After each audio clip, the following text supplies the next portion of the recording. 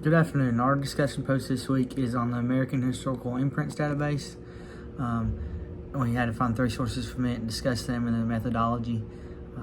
This one was kind of more challenging to me. Some of the prints I found didn't show up very well and were hard to read, and it was hard to find one on the same topic. But I found 31 by Benjamin Franklin in his Poor Richard Almanac. That's a pretty classic one, but there's an imprint of that.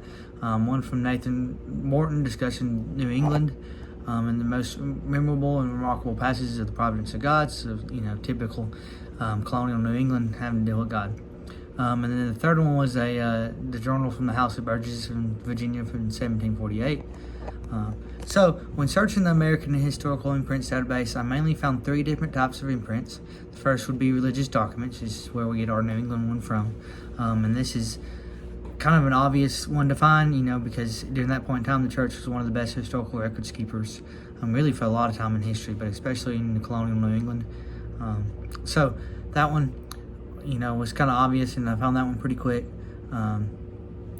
And then, you saw a lot of reported books, historical books. Almanacs were very, very prevalent in the American Historical Imprint database. And then the Poor Richard one I found definitely fit that mold, and gave a unique insight to, the year of 1742, like all almanacs do. And the database also includes lots of government pamphlets and posters.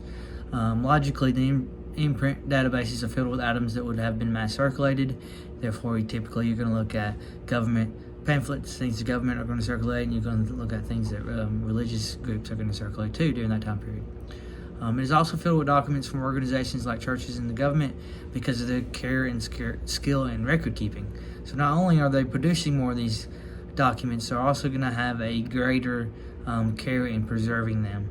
So you do have a lot of newspapers during this time period the American Historical Imprint database deals with, but you don't see them taking care of their imprints as well as the churches and the government would.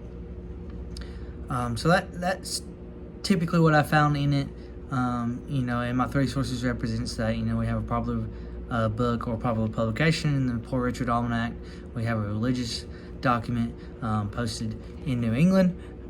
And then we have a government document in the Journal of the House of Burgesses. And you saw lots of those.